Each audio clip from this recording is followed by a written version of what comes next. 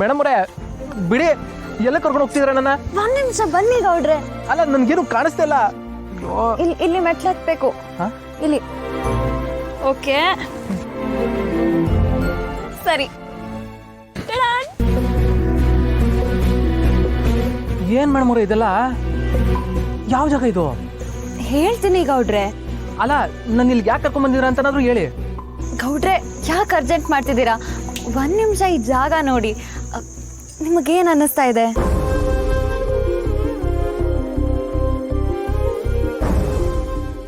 ಜಾಗಕ್ಕೆ ಏನಾಗದೆ? ಚೆನ್ನಾಗೈತಲ್ಲ. ಅಷ್ಟೇನಾ? ಇದೆಲ್ಲ ನೋಡಿದ್ರೆ ನಿಮಗೇನು ಅನ್ನಿಸ್ತಾ ಇಲ್ವಾ? ಮೇಡಮ್ ಅವರೇ ನಂಗೆ ಇದೆಲ್ಲ ಗೊತ್ತಾಗೋದಿಲ್ಲ. ನೀವೇನೋ ಹೇಳ್ಬೇಕು ಅಂತಿದ್ರಿ, ಅದೇನ್ ಬೇಗ ಹೇಳಿ. ಗೌಡ್ರೆ ಇದನ್ನೆಲ್ಲ ನಾನೇ ಇಡೀ ರಾತ್ರಿ ನಿದ್ದೆ ಇಲ್ಲದೆ ಅರೇಂಜ್ ಮಾಡಿರೋದು, ಗೊತ್ತಾ? ಇದನ್ನೆಲ್ಲ ನೀವು ಮಾಡಿದ್ದ? ಅದಕ್ಕೆ ನಿಮಗೆ ಬುದ್ಧಿಲ್ಲ ಅಂತ ಹೇಳೋದು. ಅಲ್ಲ ನಿದ್ಗೆಟ್ಟು ಇದನ್ನೆಲ್ಲ ಯಾಕೆ ಮಾಡಕ್ ಹೋದ್ರಿ? ನನ್ನ ಲೈಫಲ್ಲಿ ಸ್ಪೆಷಲ್ ವ್ಯಕ್ತಿಗೆ ಇಷ್ಟು ಸ್ಪೆಷಲ್ ಮಾಡದೇ ಇದ್ರೆ ಹೇಗೆ ಹೇಳಿ? ಸ್ಪೆಷಲ್ಲ? ನೀವು ಮಾತಾಡ್ತಿರೋದು ಯಾಕೋ ವಿಚಿತ್ರವಾಗದೆ. ನಿಮ್ ಏನ್ ಹೇಳ್ಬೇಕೋ ಬೇಗ ಹೇಳ್ಬಿಡಿ. ಗೌಡ್ರೆ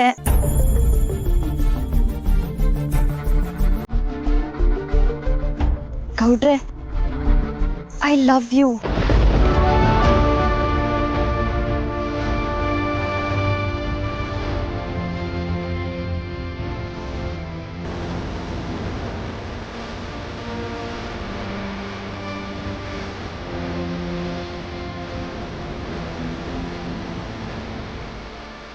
ಮೇಡಮ್ ಅವರೇ ಏನ್ ಹೇಳ್ತಿದ್ದೀರಾ? ನನ್ನ ಮನ್ಸಿನ ಮಾತು ಹೇಳ್ಕೊಳ್ತಿದ್ದೀನಿ. ನನಗೆ ನಿಜವಾಗ್ಲೂ ನೀವು ತುಂಬಾ ಇಷ್ಟ ಆಗಿದ್ದೀರಾ. ನನಗೆ ನಿಮ್ಮ ಗುಣಗಳು ತುಂಬಾ ಇಷ್ಟ ಆಗಿದೆ. ನಾನು ಬದುಕಿದ್ರೆ ನಿಮ್ಮ ಜೊತೆನೆ ಬದುಕಬೇಕು ಅಂತ ಡಿಸೈಡ್ ಮಾಡಿದ್ದೀನಿ. ಗೌಡ್ರೆ ನಾವಿಬ್ರು ಮದ್ವೆ ಆಗೋಣ.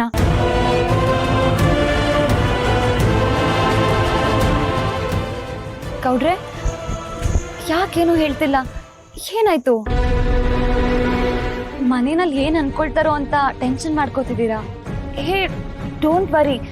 ನಮ್ಮ ಮನೆಯಲ್ಲಿ ನಿಮ್ಮ ಮನೆಯಲ್ಲಿ ನಾನು ಎಲ್ರಿಗೂ ಈ ವಿಷಯ ತಿಳಿಸಿದ್ದೀನಿ. ನಮ್ಮ ಮದ್ವೆ ಆಗುತ್ತೋ ಇಲ್ವೋ ಅಂತ ಅವರೆಲ್ಲರೂ ಕನ್ಫ್ಯೂಷನ್ ಅಲ್ಲಿ ಇದ್ರಲ್ವಾ. ನಾವು ಖಂಡಿತ ಮದ್ವೆ ಆಗ್ತೀವಿ ಅಂತ ನಾನೇ ಅವ್ರಿಗೆ ಕ್ಲಿಯರ್ ಆಗಿ ಹೇಳಿ ಬಂದಿದ್ದೀನಿ. ಅವ್ರೆಲ್ರೂ ನಮ್ಮ ಮದ್ವೆಗೆ ಒಪ್ಕೊಂಡಿದ್ದಾರೆ.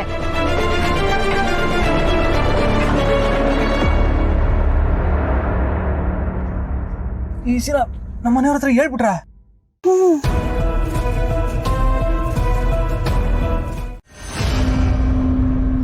ಗೌಡ್ರೆ ಏನಾಯ್ತು? ಯಾಕೆ ನೀವೇನು ಹೇಳ್ತಿಲ್ಲ? ಏನ್ ಹೇಳೋದು ಮೇಡಮ್ ಅವ್ರೆ?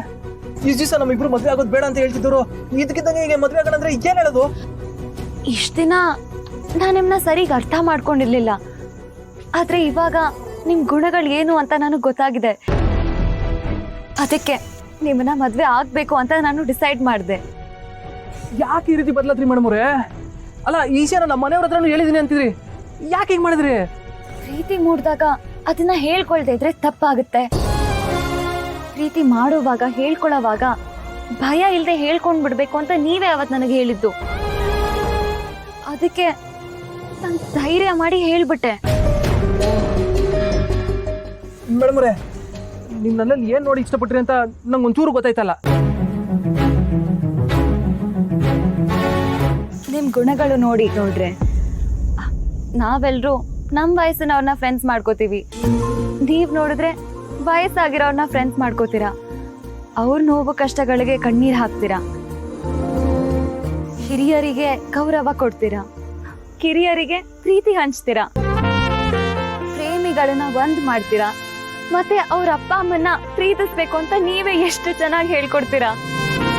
ಬೇರೆಯವ್ರನ್ನೇ ಇಷ್ಟು ಚೆನ್ನಾಗಿ ನೋಡ್ಕೊಳ್ಳೋರು ತನ್ನ ಹೆಂಡತಿನ ಎಷ್ಟು ಚೆನ್ನಾಗಿ ನೋಡ್ಕೊಳ್ಳಲ್ಲ ಹೇಳಿ? ಈ ಚಾನ್ಸ್ ನನಗೆ ಸಿಕ್ಕಿರೋವಾಗ ನಾನು ಹೇಗ್ ಬಿಟ್ಕೊಡಕ್ಕಾಗತ್ತೆ ಗೌಡ್ರೆ? ಅದಕ್ಕೆ ನಾನು ನಿಮ್ಮನ್ನೇ ಮದ್ವೆ ಆಗ್ಬೇಕು ಅಂತ ಡಿಸೈಡ್ ಮಾಡಿದೆ.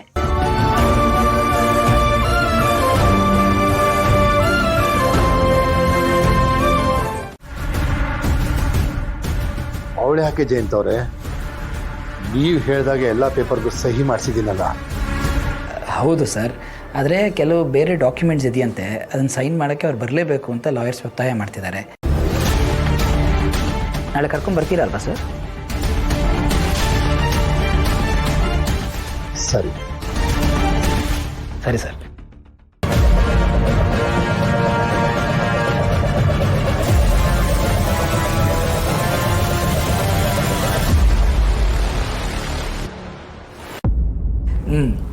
ಸಿನಿಮರಿ ಪ್ರಾಮಿಸ್.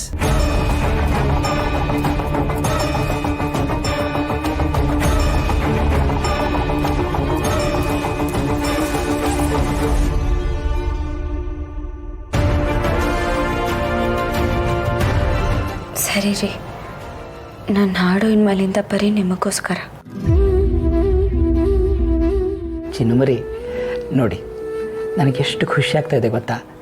ನನಗೆ ಗೊತ್ತು ನೀವು ನನ್ನ ಮಾತನ್ನು ಮೀರೋದಿಲ್ಲ ಅಂತ. ಇನ್ಮೇಲೆ ನೀವು ದಿನ ಒಂದು ಹಾಡು ಹಾಡಬೇಕು ನನಗೆ. ಈಗ ಮೊಮ್ಮಕ್ಕಳಿಗೆ ಅಜ್ಜ ಅಜ್ಜಿರೋ ದಿನ ಒಂದು ಕತೆ ಹೇಳ್ತಿದ್ರಲ್ಲ, ಹಾಗೆ ನನಗೆ ದಿನ ರಾತ್ರಿ ಒಂದು ಹಾಡು, ಓಕೆನಾ? ಸರಿ. ಇವತ್ತು ನನಗೆ ಡಬ್ಬಲ್ ಖುಷಿ ವಿಚಾರ. ಏನು ಹೇಳಿ? ಯಾಕೆ? ಒಂದು, ನೀವು ನನಗೋಸ್ಕರ ಹಾಡು ಹಾಡ್ತೀರಿ ಅಂತ ಪ್ರಾಮಿಸ್ ಮಾಡಿದ್ದೀರಿ. ಎರಡನೇದು, ನಾಳೆ ನಿಮ್ಮ ಹೆಸರಿನಲ್ಲಿ ರಿಜಿಸ್ಟ್ರೇಷನ್ ಆಗ್ತಾಯಿದೆ. ಹೌದಾ? ಈಗ ತಾನೇ ನರಸಿಂಹ ಅವರೇ ಫೋನ್ ಮಾಡಿದರು. ನಾಳೆ ರಿಜಿಸ್ಟ್ರೇಷನ್ ಆಫೀಸ್ಗೆ ಹೋಗಬೇಕಾಗತ್ತೆ. ಬೆಳಗ್ಗೆ ಬೇಗ ಇದು ರೆಡಿಯಾಗಿಬಿಡಿ. ನಾವಿಬ್ಬರು ಒಟ್ಟಿಗೆ ಹೋಗಿ ರಿಜಿಸ್ಟ್ರೇಷನ್ ಪ್ರೊಸೆಸ್ ಎಲ್ಲ ಕಂಪ್ಲೀಟ್ ಮಾಡ್ಕೊಂಬರೋಣ. ಹಾಗೆ ಆನ್ ದ ವೇ ಅಂತಾಕ್ಷರಿ ಆಡ್ಕೊಂಡು ಹೋಗೋಣ. ಸರಿ ಸರಿ ಸರಿ ಸರಿ.